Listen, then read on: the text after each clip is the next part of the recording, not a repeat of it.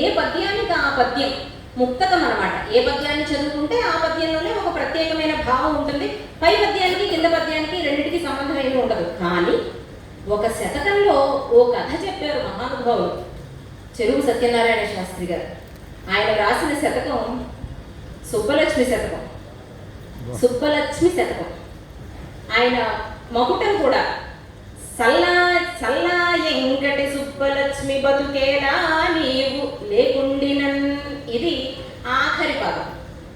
ఆయన చిన్నతనం నుంచి, ఆయన అంటే శతకంలో ఉన్నాయి, చెరువు సత్యనారాయణ గారు గారు శతకంలో ఏ పాత్రనైతే మాట్లాడుతున్నారో ఆయన చిన్నతనం నుంచి ఒక ఆడపిల్ల, చిన్న పిల్ల దగ్గర నుంచి ఓ అమ్మాయిని ఆరాధిస్తూ ఉంటారు, ఆమెనే ప్రేమిస్తూ ఉంటారు. ఆమె పెద్ద అవుతుంది, వీళ్ళిద్దరూ కలిసి కాస్త తిరుగుతూ ఉంటారు. ఈ లోపు ఇంట్లో వాళ్ళ అమ్మాయికి వివాహం ప్రయత్నాలు జరుగుతూ ఉంటాయి. అయ్యో వివాహ ప్రయత్నాలు జరుగుతున్నాయంటే ఈయన చొక్కాలు చింపేసుకుని పద మీ ఇంటికి వస్తానంటే ఏంటి వచ్చేది, కూర్చొని నేను బాగానే చేసుకుంటాను పెళ్లి, ఏం కంగారు పడకని చెప్పి అంటుంది ఆవిడ పెళ్లి చేసేసుకుంటుంది. ఈయనకి చివరిలో బాధ మిగులుతుంది. ఇదంతా కథ అంటే వాళ్ళు కలవడము, కలిసి ఆడుకోవడము, పెరగడము, ఇదంతా కథ. ఈ కథలో ఓ 2 పద్యాలు. మళ్ళీ పున్నమి ఎంట ఈ దినము ఓమాలొచ్చి జాబిల్లి నీ కల్లే గుర్రుగా చూసి సిగ్గుపడి మెగాలెంకపోతాడు. వచ్చాట చంద్రుడు వస్తున్నట్ట. మనకి చంద్రుడు పౌర్ణమి అమావాస్య నెలకు ఒక్కసారి పౌర్ణమికి వస్తున్నట్ట. మళ్ళీ పున్నమి అంట ఈ దినం, ఈరోజు మళ్ళీ పౌర్ణమి కదా.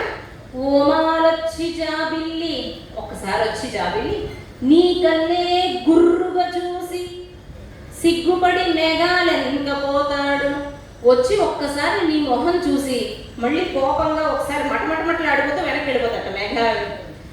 బాతల్లే నింగి కొలంలో ఈదుకొని ఎల్లాడెంత దూరంగానో చల్లా ఎంకటి సుబ్బలక్ష్మి బతుకేలా నీవు లేకుండినని దూరంగా వెళ్ళిపోయాట. ఎందుకనంటే ఇప్పుడు కూడా నేను సుబ్బలక్ష్మి ముఖంతో సరి సమానంగా కాంతివంతంగా లేను, ప్రకాశవంతంగా లేను, ఇప్పుడు సుబ్బలక్ష్మి అందంగా ఉంది అని సిగ్గుపడి వెళ్ళిపోతున్నట్ట.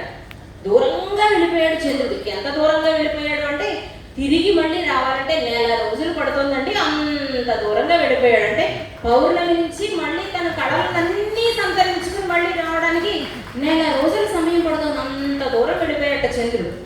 మరి ఈ సమయంలో ఏం చేస్తాడు అని అంటే, ఈ సమయంలో మళ్ళీ పున్నమి అంట ఈ దినము కదా, ఈ సమయంలో ఏం చేస్తాట, మళ్ళీ పున్నమికి వస్తాడు. ఇదే మాదిరిగా మళ్ళీ పున్నమికి వస్తాడు. సరిగ్గా ఇలాగే వస్తాడ. మళ్ళీ పున్నమి నాటికి వస్తాడు ఇదే మాదిరిగా. ఏం చేస్తాడు ఈ అన్ని రోజుల్లోనే? మరి 30 రోజులు పడుతుంది. ఏం చేస్తాడంటే, ఏ కొండ కోనల్లో ఏరులో ఆకులో నమిలి అందం ఎక్కువవుతానికి ఏ గుళ్ళో అమ్మకు దండమెట్టుకొని సోపులు చేసుకోనొస్తడే సల్లా ఎంకటి సుబ్బలక్ష్మి బతుకేలా నీవు లేకుండినని. మళ్ళీ ఈ 30 రోజుల కార్యక్రమంలోనే ఏం చేస్తాట, ఆ కొండలు, ఈ కోనలు, ఈ ఏరులు, ఆ ఆకులు, ఆ పసళ్ళు ఇవేవో తింటూ ఉంటాట, తాగుతూ ఉంటాట.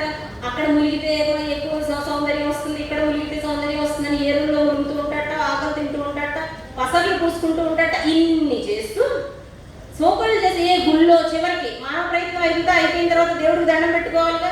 ఏ గుళ్ళో అమ్మకు దండ పెట్టుకొని సోకులు చేసుకొని వస్తాడే. అప్పుడు సోకులు చేసుకుని వస్తాడు. వస్తే ఏమిటి పరిస్థితి? ముందు పద్యం చెప్పుకున్నాం చూసారా.